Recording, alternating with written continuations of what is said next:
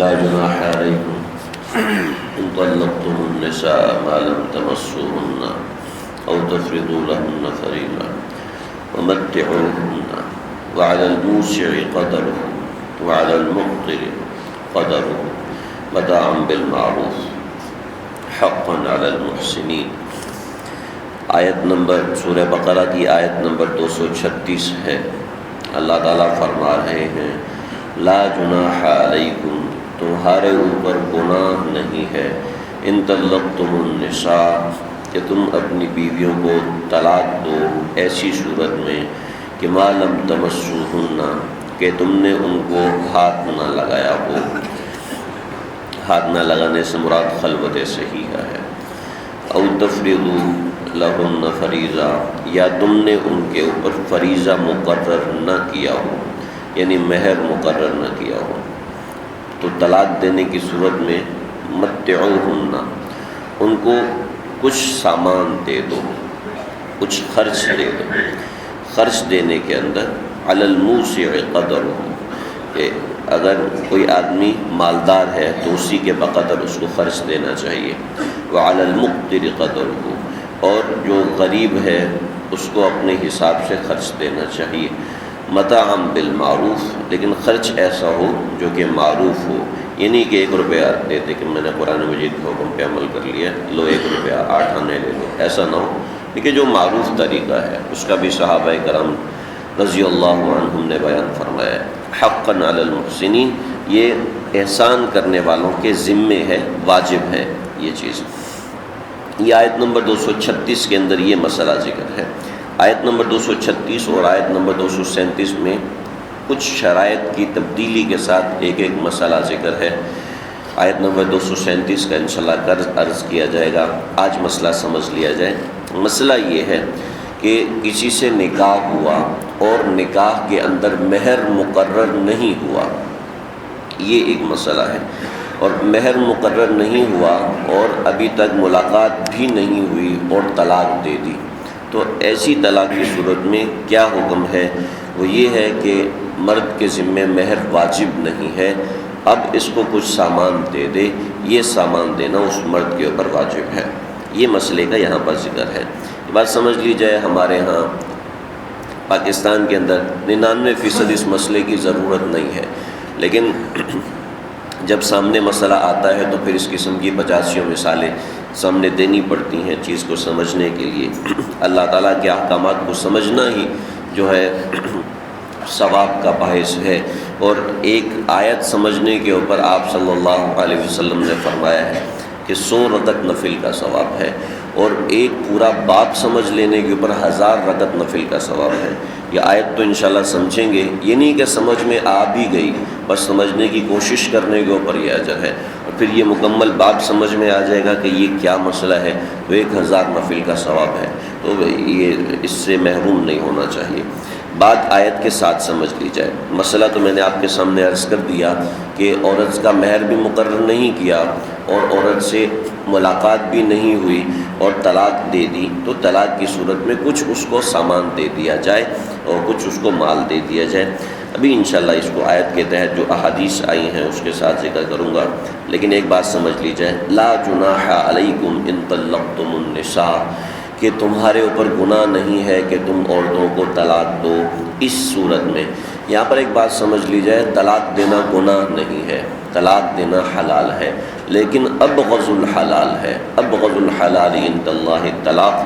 اللہ تعالیٰ کے نزدیک حلال چیزوں میں سب سے مبغوض غصے والی چیز وہ طلاق ہے، تو اس لیے اس کا تو ایک ذکر بھی نہیں ہونا چاہیے، نہ مزاح میں نہ کسی ایسے معاملے کے اندر۔ تفصیلات میں عرض کر چکا ہوں، لیکن طلاق دینا گناہ نہیں ہے، لیکن ہمارے معاشرے کے اندر طلاق دینا بہت بڑا گناہ بن چکا ہے، اور واقعتاً ایسا ہی ہے، شریعت میں گناہ نہیں ہے، لیکن ہمارے ہاں طلاق کے ساتھ کیا ہوتا ہے؟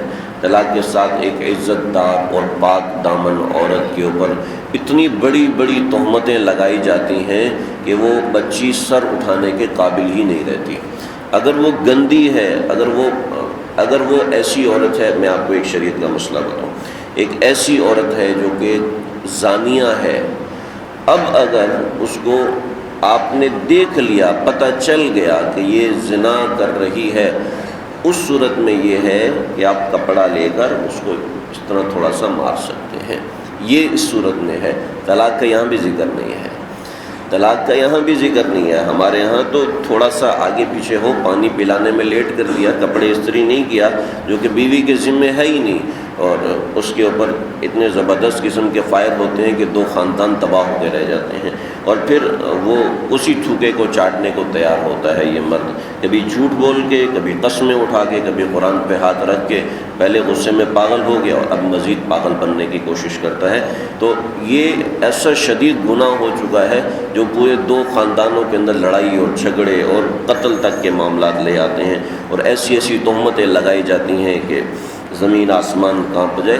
تو اس وجہ سے اس چیز کو اپنے سے دور رکھنا چاہیے۔ ہمارے معاشرے کے اندر اسٹامپ پیپر پہ لکھ کے دینا ضروری سمجھا جاتا ہے، عدالتی کارروائی ہے، تو اس کے اوپر کوئی جائز اور صحیح معاملہ لکھا جائے، بھی ہماری بن نہیں رہی، نباہ نہیں ہو رہا، اس وجہ سے طلاق ہے۔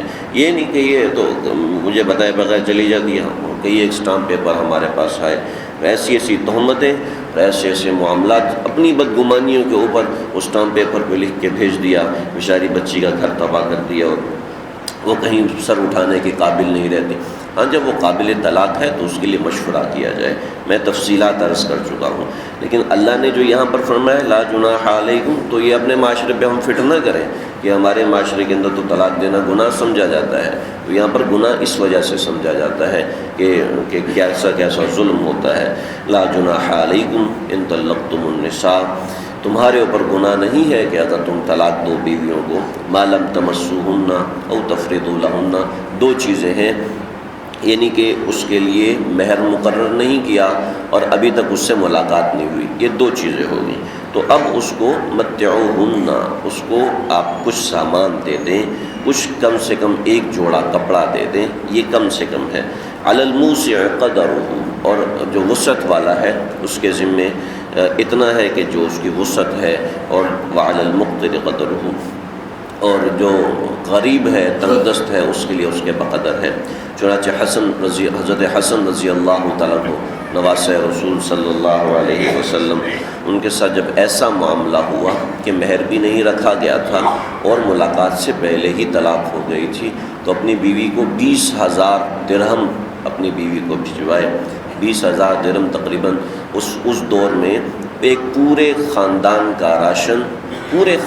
کا راشن صرف 1200 درہم میں پورا ہو جاتا تھا۔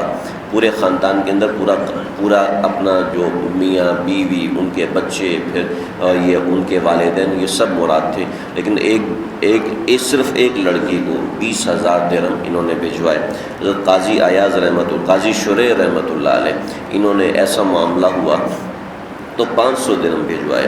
نبی کریم صلی اللہ علیہ وسلم کا ایک نکاح ہوا تھا حضرت امیمہ بنت شرحبیل رضی اللہ تعالیٰ عنہ سے، تو حضرت امیمہ بنت شرحبیل یہ پتہ نہیں تھا کہ یہ نفسیاتی طور پر پاگل تھی، اور آپ صلی اللہ علیہ وسلم کو انہوں نے نکاح کا پیغام بھجوایا تھا کہ میرے شوہر کا انتقال ہو گیا ہے، میں دنیا میں کسی سے نکاح نہیں کر سکتی سوائے آپ کے، اگر نہ کروں تو ایسا ایسا ہو جائے گا، تفصیلات احادیث میں مروی ہیں۔